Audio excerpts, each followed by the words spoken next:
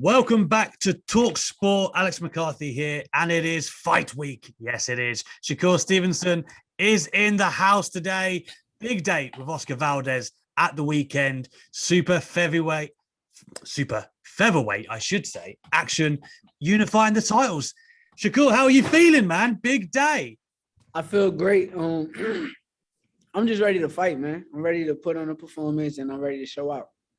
You know, one of the first times I ever actually watched you was on the Amir Khan Terence Crawford card, right? Almost 3 years ago to the day, actually. April. That was my favorite fight. Really? Yeah, I fought Chris Diaz that night. Yeah, I feel like sharp. Yeah, you did. I felt like everybody kind of like woke up to your name, right? Like you made a big impression that night. Talk to me about the wild, almost exactly 3 years since then, because like you said, that night you really took off. I think that since then I've been like I got a lot stronger, better. I've grown into my body. I'm physically stronger. So I think that person, I was sharp that night. Like that was one of my favorite performances. But like me now, like this fight could look kind of like that, but me at a higher level. Now we saw you, of course, unify last time out, take the WBO super featherweight from Jamal Herring. Yeah. Is this a step up from that? I mean, somebody's O has got to go. What do you think about facing Oscar? Oh yeah, most definitely. It's definitely a step up.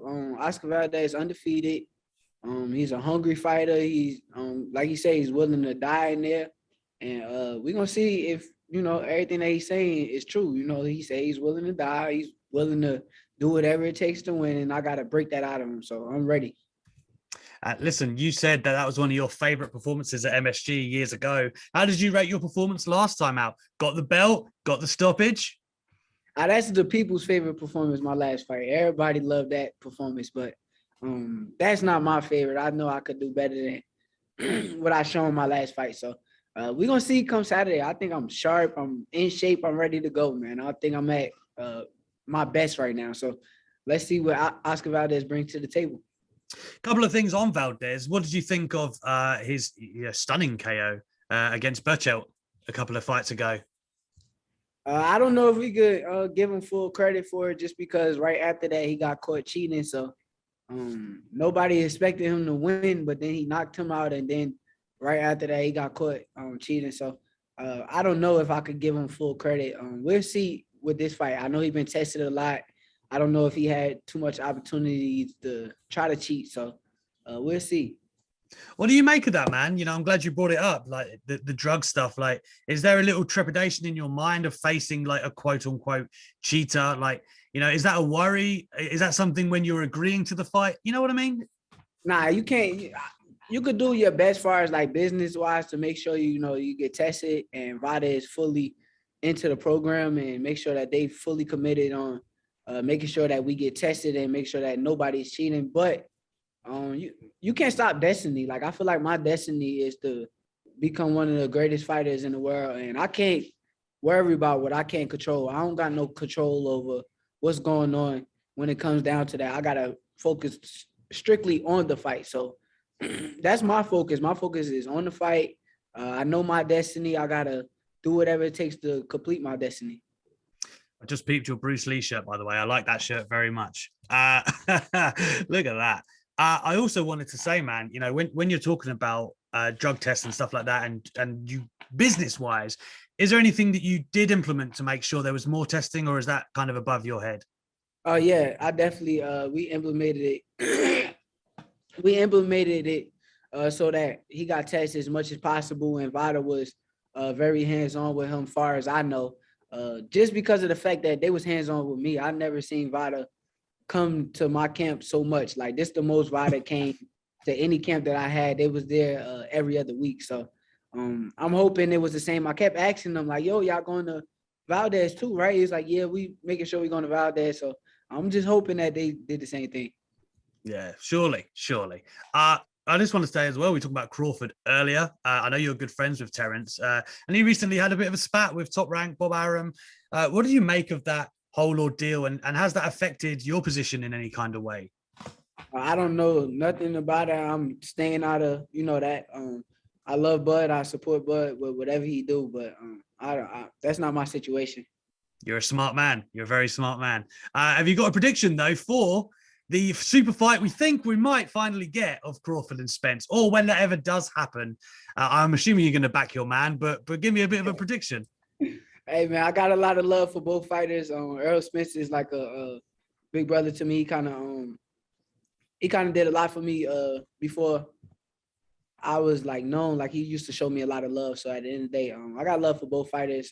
I just want to sit there as a fan and watch. And as a friend, I really don't want to see neither of them fight each other. But at the end of the day, as a friend, you also want to see them make a lot of money. So they're gonna make a lot of money. I don't got nothing to say about the fight. I just can't wait to watch. Yeah, it'd be great for boxing. That's the win. The winner will be boxing. There you go. Yeah, That's the winner will answer. definitely be boxing. Them two dudes that just like they don't got no quit in them. Like them dudes is gonna fight to the very end. Like it's no way that fight could be a boring fight. Like them dudes is gonna put it all on the line. Both of them want to win really bad. So definitely a great fight. You're not wrong. You're not wrong. And you could be unified champion yourself this weekend. Is the goal undisputed? I assume it is, but the fact that you're doing it at like 24, that's outrageous, man. Like, talk to me. What's the plans? I want to focus strictly on Saturday. I don't want to jump too far. I got to get rid of Valdez first. If I don't beat Valdez, we won't be talking about me being undisputed. So I got to stay focused on Valdez, but I can't say that's my goal. Like, I want to go get every belt myself. Like, I want to go grab every single belt myself. I want to go fight the next champion, then the next champion, and be undisputed in my way. I feel like that's the best way to be undisputed. Yeah. Can't deny that at all. I really wouldn't want to fight like somebody with like 4 belts already, who got 4 belts, and then you just go beat them. Like, don't get me wrong, it's an accomplishment and it's a huge accomplishment. But I just like mine in a nitty gritty way. Like, I want to go take it. Like, you feel me? Go take every belt myself. Yeah, well, I guess that's what a quote unquote world champion is. You got to go and got to face everyone, got to go do it everywhere. I understand what you mean. Fighting the best of the best every time out. That's how I'm gonna work my way to the pound for pound top, not just grabbing every belt in one fight. So, how do you feel at super feather as well? Like, is there a future at lightweight? And I know a lot of people think about this because there are just so many names in that division where you can make a lot of money. I know you're focused on business right now, but are is there potential, do you think, for the way your body is to get up there and feel good at that weight? It's a tough question, I know. Nah, I feel good at 130. 130 is my weight class. I got more time at 130. I'm not thinking about moving up.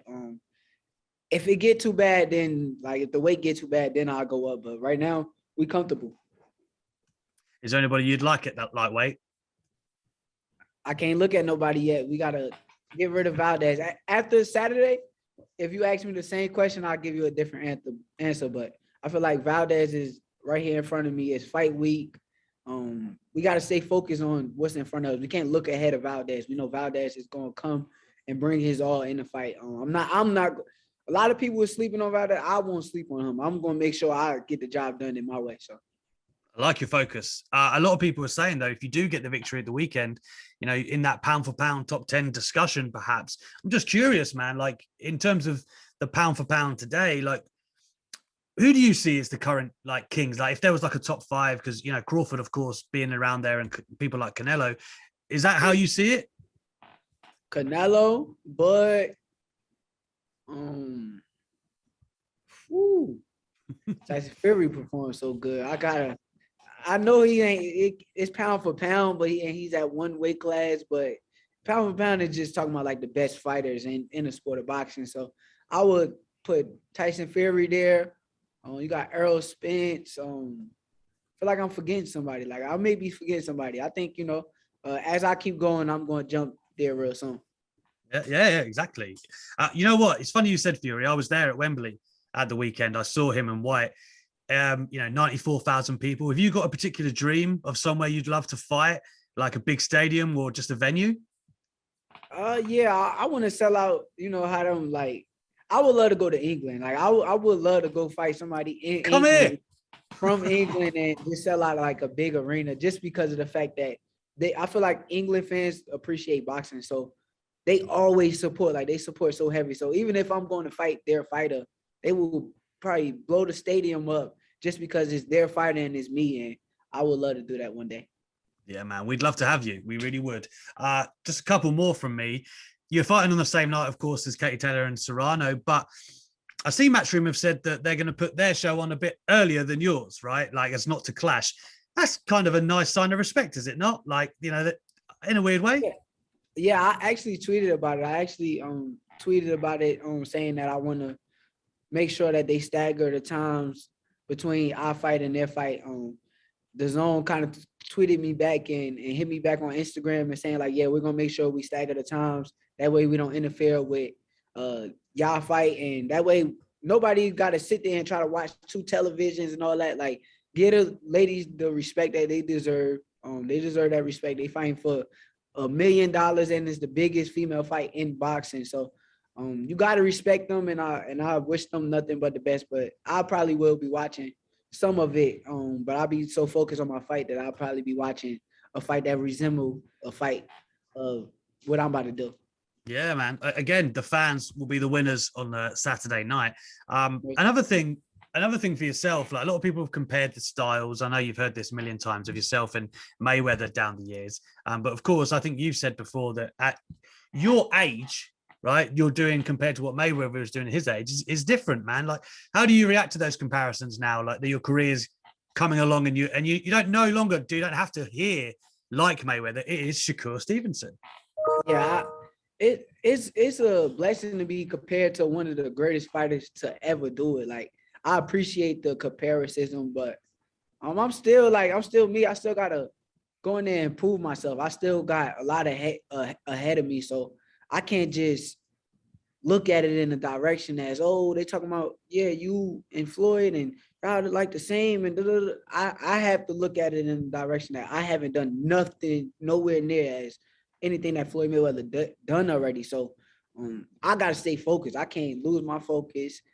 I hear, I appreciate the comparisons because he's one of the greatest fighters I ever seen, but I'm going to remain focused. I'm going to look at it as I didn't do nothing yet. I still, after this fight, we still got more to do. That at the end of the day, that's how I look at it. So, absolutely. Just a couple from me, quick fire ones about you yourself. What are your favorite and least favorite things about training? Oh my God, I can tell you my least favorite off the top. Making weight.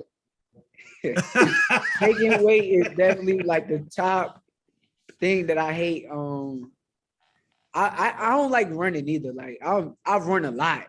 Like I'm one of them dudes, I gotta run just to feel like I'm in shape. So I run a lot, but I don't like it. Like I hate running. I'm not gonna lie. Like I be doing my miles fast, but I just hate it. Like I hate running.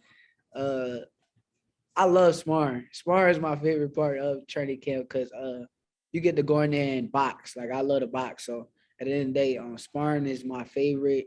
I get to test my skills against another fighter, and this fighter get to test their skills against me. So sparring is my favorite. What else?